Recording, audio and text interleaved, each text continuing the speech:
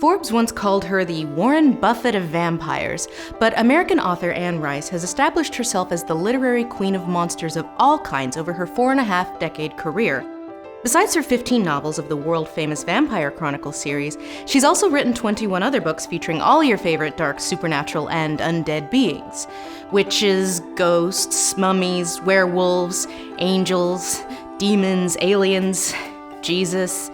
But the works of Anne Rice aren't just light, pulpy, fun monster books. Her vampires changed the landscape of genre fiction as we know it. Rice calls her novels Gothic epics. Her groundbreaking genre-blending style combines literary fundamentals with dark supernatural elements and fantasy tropes. Some are sweeping historical epics or ancestral family sagas, while others lean much towards the action-adventure category. The prose can go from exceedingly indulgently purple to short and choppy, sometimes even in the same book. In 1968, Anne Rice penned a short story about a vampire, wait for it, being interviewed, but she wasn't having much luck establishing a literary career. As she pursued a master's degree in creative writing, she found herself frustrated with the repeated advice from her mentors that if she ever wanted to be successful, she needed to write serious literature about typical middle-class people in everyday life. Said Rice, anything other than the stories of ordinary people was considered fantasy, or science fiction, or perhaps romance, and decidedly of lesser value. Such genre fiction could not hope to be mainstream. Despite this discouragement, Rice kept being drawn to the supernatural and monsters, but she didn't find her calling until she tied those monsters in with her own personal tragedies. While grieving for the death of her 5-year-old daughter to leukemia in 1972, Rice sank herself into her writing, and she revisited that old short story about the vampire. She added in a tragic little girl vampire character and finished her first novel, 1976's Interview with a Vampire, the life story of the melancholy, reluctant vampire Louis and his extremely gay vampire family. But the journey to publishing was a struggle because the book didn't fit into any established genre. It was fantasy, but also serious. Its prose and style read like literary fiction, yet it featured supernatural characters and events. It's perhaps because of that Interview ended up being a literary sensation that shocked publishers. She followed up Interview with 2 historical novels that had absolutely no supernatural elements at all, and found out the hard way that historical fiction was also looked down upon by all those serious literary snobs just as much as fantasy and romance. So she decided that if she was going to be pigeonholed, she might as well follow her passion. She spent some time writing erotica under pseudonyms, some supernatural, some not, and through that found the bravery to go back to writing about the dark themes she had always been drawn to with vampires, and witches, and ghosts, and mummies, and aliens, and werewolves, and Jesus.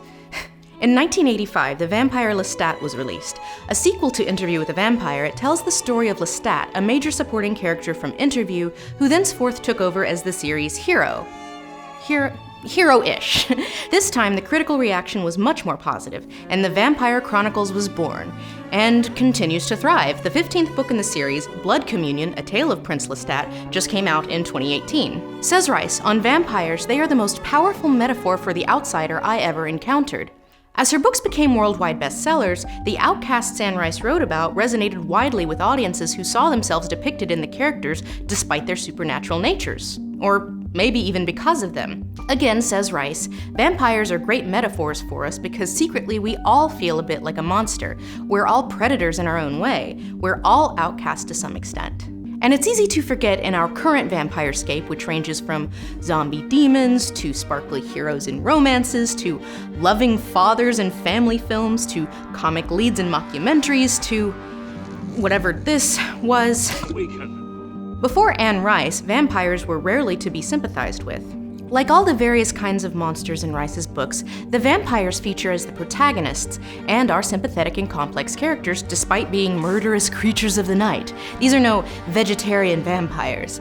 And the stories themselves don't follow the classic human versus monster conflict, but instead are monster versus monster. Monster with feelings versus monster with different feelings, having ideological differences and conflicts of morality.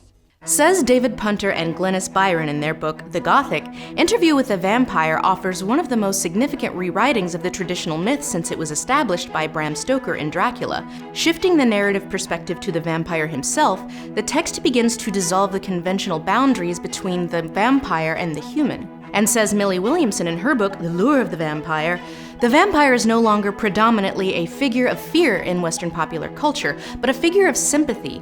Thus, rather than a manifestation of our grisly nightmares, the vampire today speaks instead to our undead desires. This sympathetic, complex, sensitive, and sexy way Rice wrote vampires was hugely inspirational for the vampire genre. Many authors and filmmakers that came after were directly influenced by her specific vampire mythology and philosophies. The literary vampire can be used as allegory for just about every social/sociopolitical issue you can think of. After Rice, vampirism became a metaphor for such varied topics as queer identity, drug addiction, AIDS, and the general selfishness and narcissism of the baby boomer generation. But one of Anne Rice's biggest recurring themes is the use of the supernatural as an exploration of grief.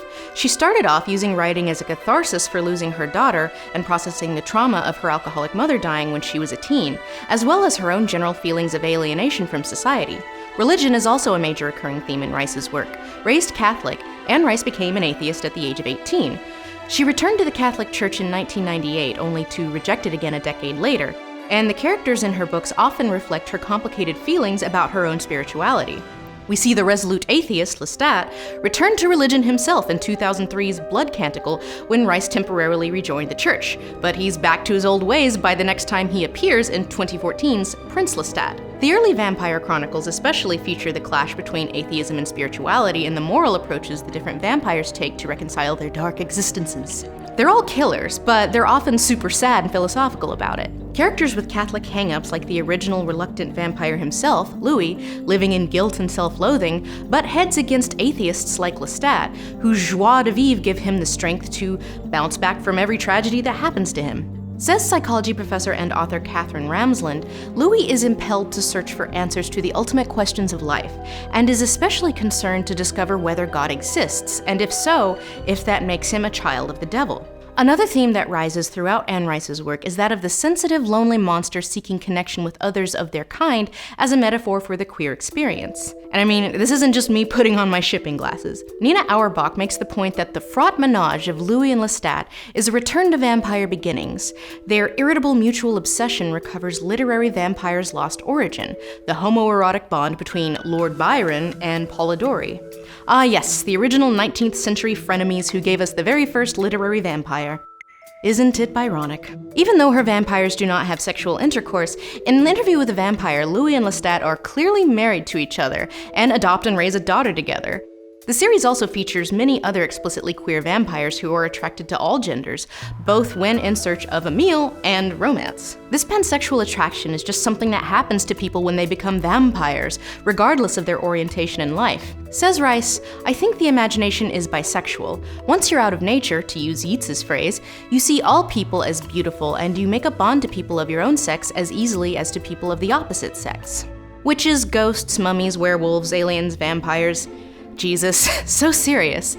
And now, besides its popular success continually reaching the New York Times bestseller lists, Anne Rice's work is taught in universities and referenced by academics the world over. What a wonderful thing, she says, to have lived long enough to see the power of labels broken, the rules of genre thrown to the winds, the bias of high culture ignored or stood on its head. Except she didn't just live long enough to see it, she was instrumental in making it happen. Her relatable and attractive monsters changed the landscape of supernatural literature, and she accomplished it through sheer shamelessness. She was bold enough to write her way about her grief, her spiritual struggles, her fascination with gender, and so much else. And that vulnerability spoke to people, especially those who felt like outcasts, who felt like they weren't allowed to be themselves in the world. Said Rice, I had to follow my own eccentric path, creating novels that no one could classify or explain. I craved the spectacle of a historical setting and the agony of tragic characters, and if my career proves anything, it's that if a person fervently believes in her own vision, no matter how eccentric or weird, well, somebody else may believe in it too. And with almost 100 million copies of her books sold worldwide, making her one of the most widely read authors in modern history, yes, it turns out quite a few people did.